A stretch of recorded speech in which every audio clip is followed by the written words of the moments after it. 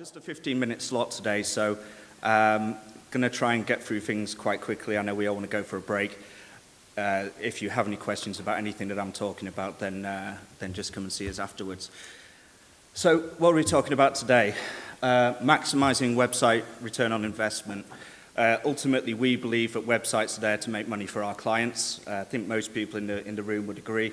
If we don't have a website that performs but looks good, we've got a nice piece of branding, but we're not selling cars, parts, and hours. So what I'm going to talk about today is some methods to really make sure that your websites are performing and that you're making the most out of your digital marketing spend. So to start off with, the really important thing, and I think Carl mentioned it earlier in the first talk, was what are we measuring? Because what gets measured can be optimized and improved.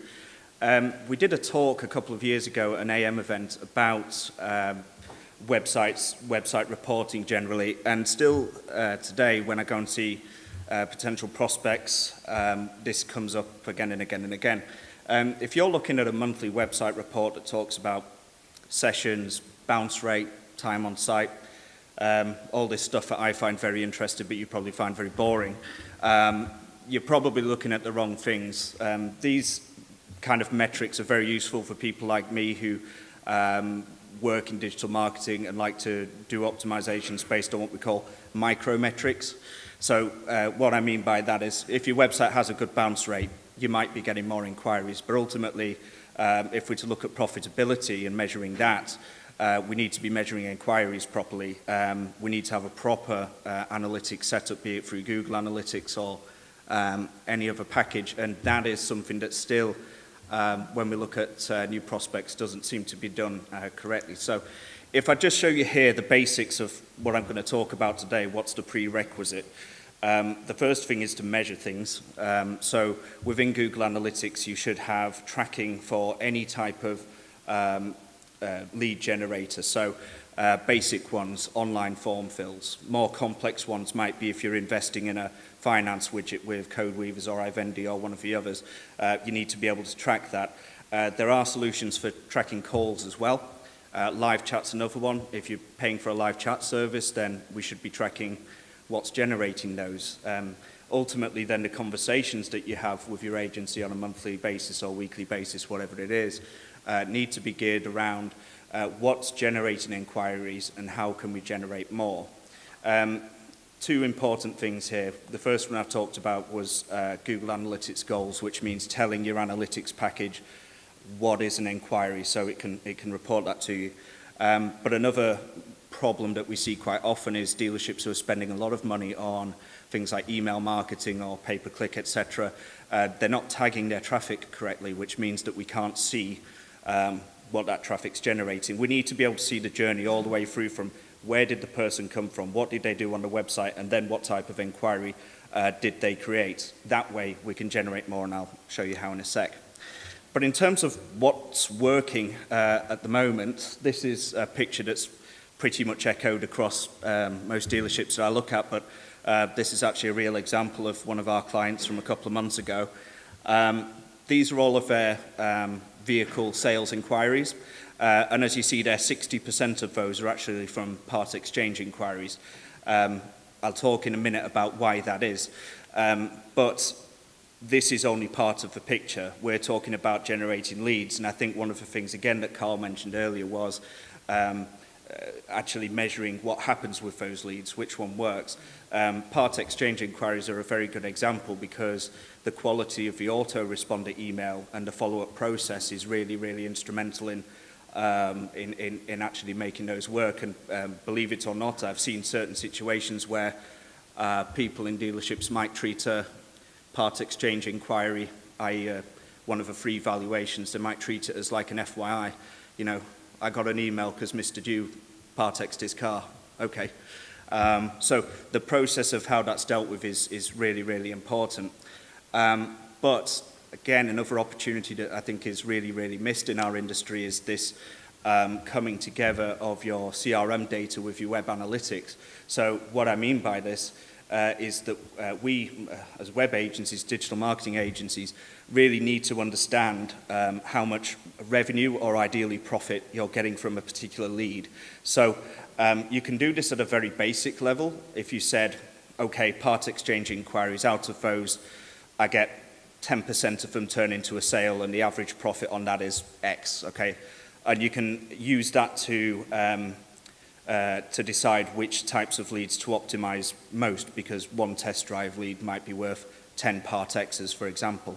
But the better way of doing it is actually linking your CRM data with your web analytics, because what we then do is, instead of optimizing the website to generate leads, we optimize the website for profit or revenue. I'll give you a real example of this. You know, somebody who does a part exchange valuation by clicking on part X from your homepage might be, on average, a significantly less profitable lead than somebody who goes to a used car detail page and does it that way. So linking all of this together is really, really important. It requires a little bit of time investment, but at the end of the day, you know, the goal of today, and I suppose of this talk, is increasing your return on investment from your website. Well, I suppose, how do we do that if we're not even measuring the return that you're getting in order to do that calculation? So definitely something I think that you should look into. So we'll go back to lead generation now, and I'm going to talk about e-commerce a little bit later. Well, later, very soon within this short talk. So how do we create conversions? Conversions in this context, I mean website inquiries. That's what the website's there for. And I always tend to use a used car detail page as the example. The reason for that is quite simple. I don't ever recall seeing a car dealer website where we've looked at the heat mapping, i.e. where people are clicking and going, where the majority of the traffic from the home page goes to a used car search. That's just a fact. That's not by design. It's not due to anything that we've done, because again, when you're analysing other people's websites, you see the same. So that means that these used car detail pages are very important. It doesn't mean that we have to sell somebody that used car. It just means that that's where the traffic is, so we need to get our salespeople talking to people who are looking at those pages. We might as well start where most of the traffic is, right? So, getting people to inquire is hard. Otherwise, I guess a lot of companies like us may not exist. But we work on 3 principles that have seen some really dramatic results. The first one is you have to have a professional and trustworthy website, and I think, to be fair, most car dealers will have that now. You need to have a very clear call to action where people are looking. So every page on a website has a purpose. Sometimes the purpose is to get people to another page, but often the purpose is to get someone to talk to a salesman, right? So if you want somebody to press a button to do that, and this is going to sound daft, but I do repeat this quite a lot, put the button where people are looking, because if you don't do that, they won't press it. And you do find a lot of examples of things like car detail pages where, you know, people have to scroll to get the details, and then the button isn't there, which is a nightmare. But the third thing, which is, in my opinion, the most important and very, very often missed, is give me a reason to inquire. On the slide I showed you earlier about the part exchanges, it showed that in that particular example, the test drive button only accounted for 2% of sales inquiries. And that, again, is very, very typical. The data suggests this, and it's something that I strongly believe. If you have a terrible website, or let's say within reason, let's say you have an average website, and there's not a test drive button very obviously there, but the car is something that I really like, and I'm the sort of person who's going to test drive a car, I'll either find you by coming into the showroom, or I'll find your phone number somewhere. Pages really only have one place for what we call a primary call to action, which is the one that you want to push and make outstanding. And using that space for things like test drive or even inquire now is bonkers, really, because in the case of test drive, again, you're just making it easier for somebody who's sold on that car. Inquire now, again, why should I inquire now? If I have a question, I'll find a way of inquiring. using that space to have a button that says inquire now isn't going to increase the number of leads that you get. So I'll give you an example journey, and again, all backed up by data, but something that I believe in through actually a personal experience. If I'm having a look at this Vauxhall, yeah, if I want to test drive it or ask a question, I'll do that. That's not a problem. My website design agency don't need to work very hard to make that easier in order to get me to inquire or not.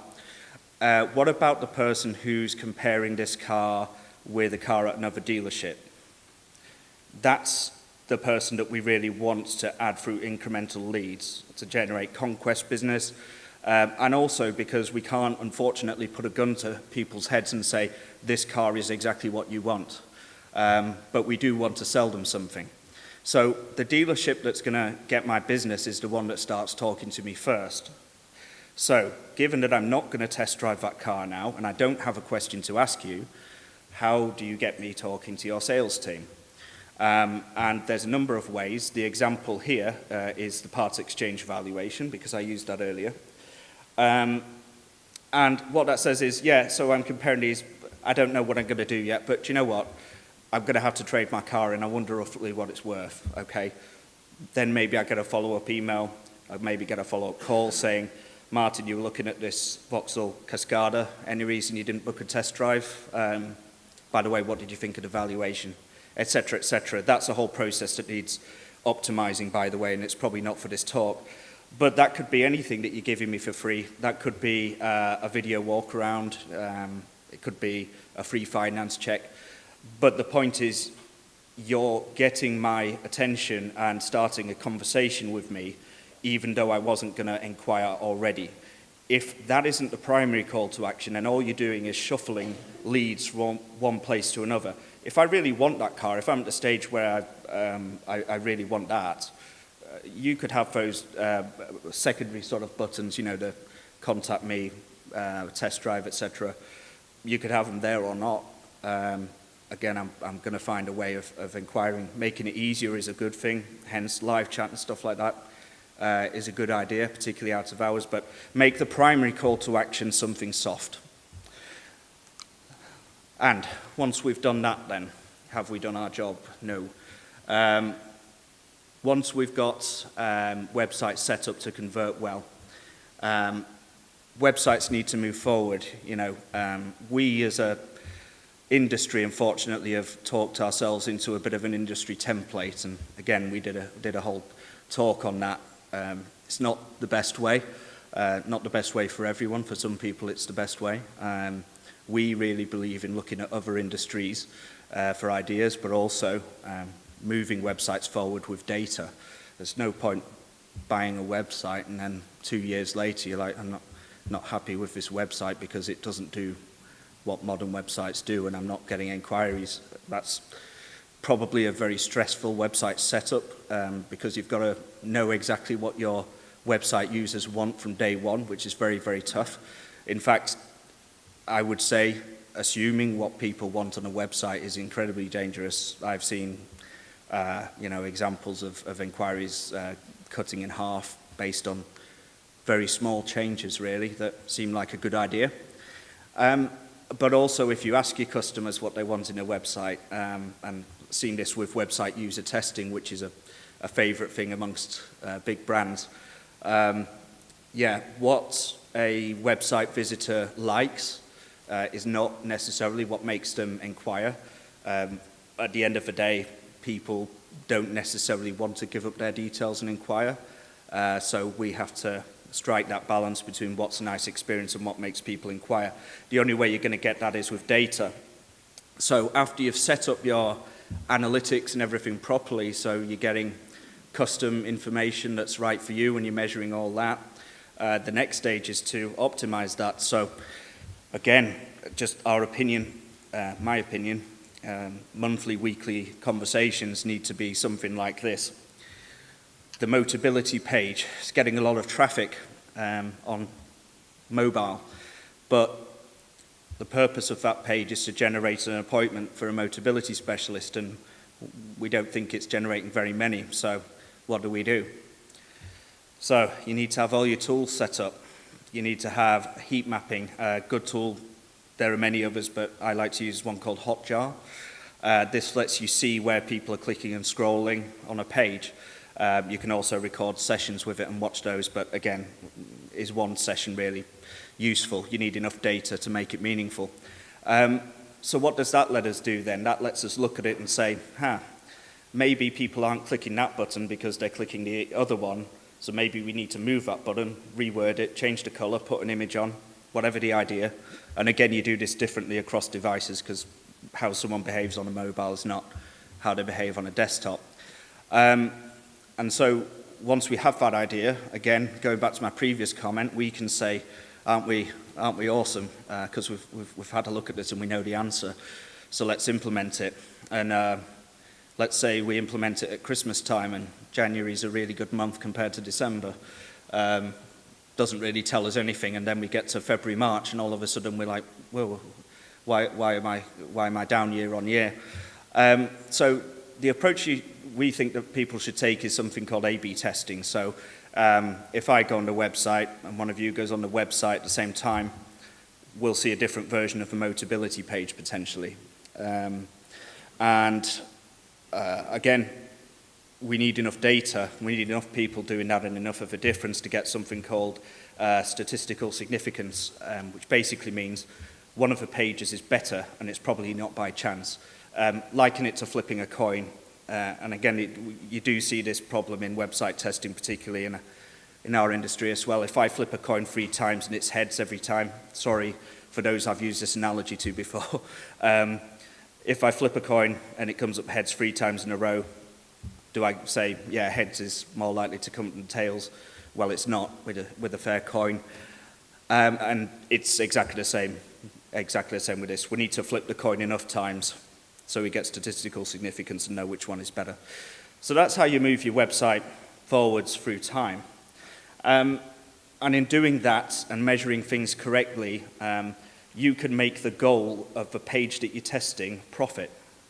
So if you've got your CRM linked up, it tells Google Analytics what leads generate what profit. You do a test. This version generates more profit than that version. And carry on doing that, you know that your website is moving forward through time and always optimizing based on profit or revenue or whatever metric you want to use, and you can import that. The other nice thing about it, and where we use it a lot, is in trying things out that are from other industries, again, moving away from our automotive template. This lets us try things out without putting all our eggs in one basket, so it's pretty neat, but we don't really see enough people taking advantage of this sort of technology. In fact, some e-commerce sites now, they run entirely this way. So there's a tool called Analytics 360 from Google, which costs an enormous amount of money. But basically, if I go to an e-commerce website, they know certain things about me already, so they tailor the content that way. So again, we're a little bit behind, but we're getting there in our excellent industry. So that's how we can work to generate more inquiries, more profit. And I think the next part really of maximizing return on investment from websites is knowing where to spend your digital marketing money. And again, a big opportunity, I think, but a big problem, not just in our industry, but in others, is that agencies still now in 2018, 2019, use a model called last click attribution. And what does that mean to you? I'll give you a scenario. I see a Facebook ad that you've got running, and I come to your website, but I don't book a test drive, because who books a test drive off a Facebook ad, right? It happens, but not very much. But what happens then is I come back, I search for your company name, I come back to you through free Google search, in organic search, and I book a test drive then. So when we're sitting down and saying, where should we put our money, we're looking at a report that says all of my inquiries come from organic search. So my SEO is obviously great, and that's where we should be spending money. Certainly not in Facebook advertising, which generates nothing. And the problem is that we use last click, and there are different models. But what we always advocate is having a look at the attribution of your marketing spend. So in other words, analyze my journey from start to finish. And by the way, GDPR has made that harder. Privacy laws were difficult enough, but we expect in the next year to see quite a move forward in tracking me from my mobile to my laptop, etc., etc.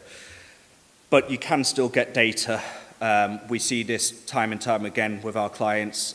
Give you a real story of, we had one client who invested in something called programmatic advertising, which is a cast the net wide, show display ads across the internet.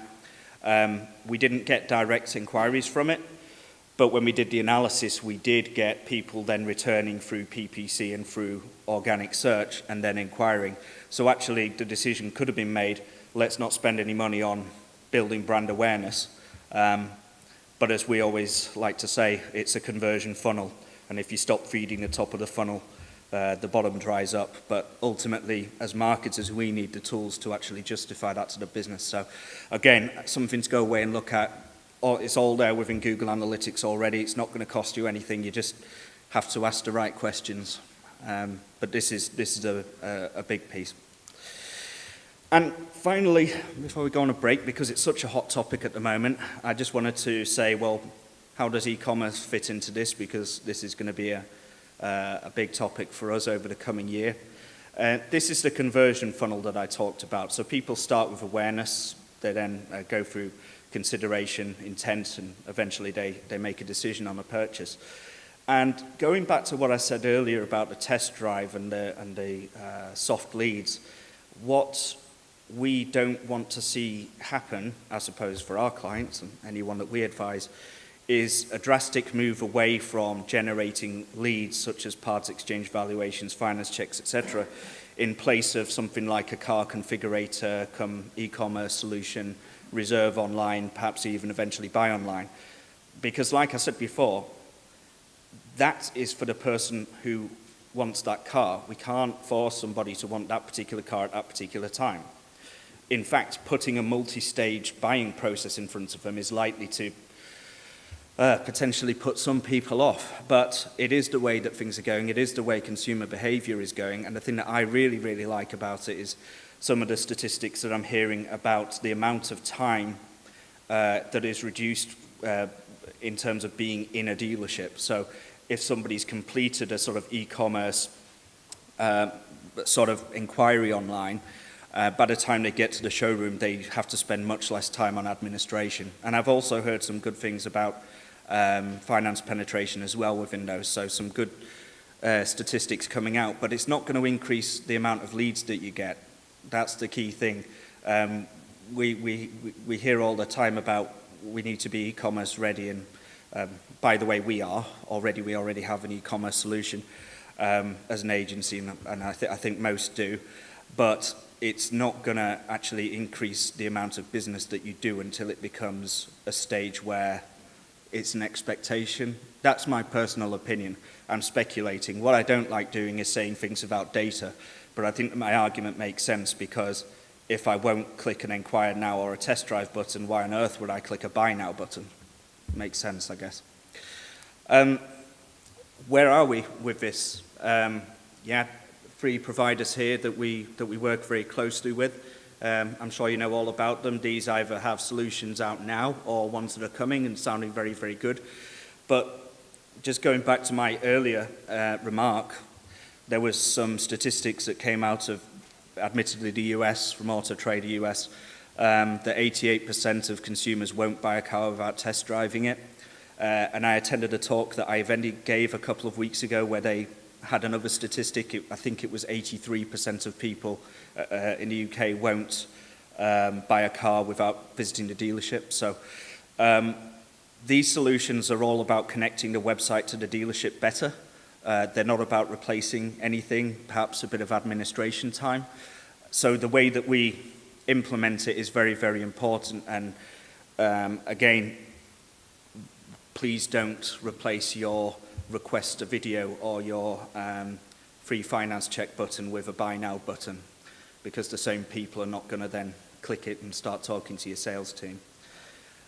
But there are some lessons in terms of things to do after this, in terms of us moving towards an e-commerce type of situation, in terms of lessons that we've got from other industries, I suppose as buying cars online, if it did become significantly more prevalent, do we have the risk that I'm going to go on an aggregator website, there'll be a cheap internet-only retailer, but I want to test drive it, so I'm going to go to your reputable franchise dealership, test drive it, go away and buy it for a few pounds less somewhere else. I don't think so, and there's good reason to think that, but there are some things that we've learned from other industries.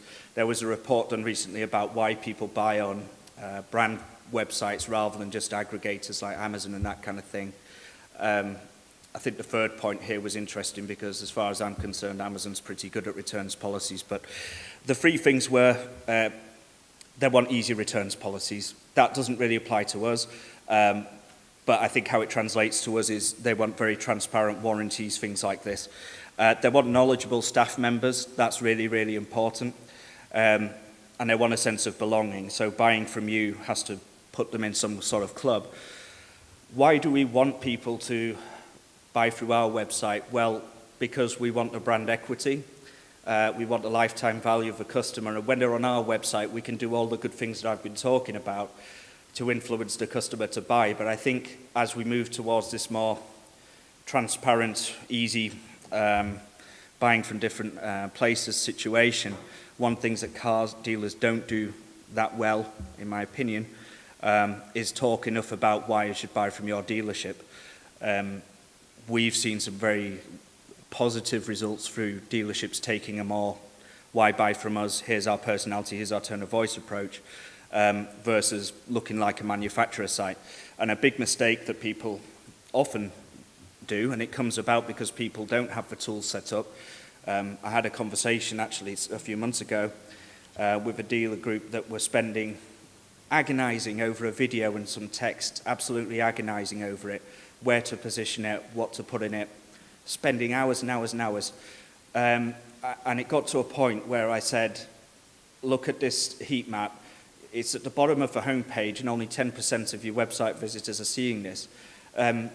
We have other examples where people will have a fantastic Meet the Team or About Us page, but very few people click on that. If you want to get the point across about why to buy from your dealership, put the information where people are looking. Where are they looking? Used car detail pages is a good start. Don't put text, make it graphics, because people don't like to read text. But if you've got unique selling points about why I should buy from you, put it where I'm looking. And as we move towards e-commerce, that's going to be more important. So just finish up with then what you should look at now, I think.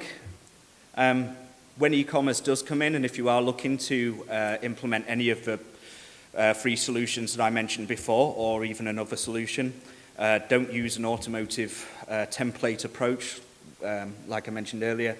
An e-commerce site has to look like an e-commerce site. People expect certain things. Contextual search, a shopping cart, even if it's not a shopping cart. Tell people what they're doing on the website when they get to your homepage. Don't let them go to a used car detail page and see a buy now button and then assume that they know what they're doing. Trust anchors really links in with what Neil was saying about reviews. Amazon is a great example of a website that does very, very well in e-commerce through transparency, user-generated content. Social proof is what I'm talking about. That person bought a car, they had a good experience, so I'll buy a car as well. And the reason this is becoming more and more important is we're potentially asking people to go further down that conversion funnel before they actually meet us, and we can tell them what we're about and they can see the dealership. Personalization, again, don't be creepy. It annoys me with certain remarketing ads, and I'll be honest, some people I'm sure in this room have potentially been guilty of falling into this trap because every website I go on, I see remarketing lists with scrolling used cars and things like that. There are better ways that we can do that, and I think personalization could be really helpful. In fact, 94% of people in a recent study said they saw an increase in conversion rates when they tailored the content on their website to the user. So to me, if I've been looking at a small car and you've got similar cars, why not show me that content? That's great. Branding, make sure you get the point across about why we're buying from your dealership. Make your websites easy to use. That one hasn't changed. And think about what I've said in terms of using your data, doing your own thing rather than falling into what the rest of the industry is doing, because you can test it and, as we like to say, dare to be different. So thank you very much for your time. Yeah.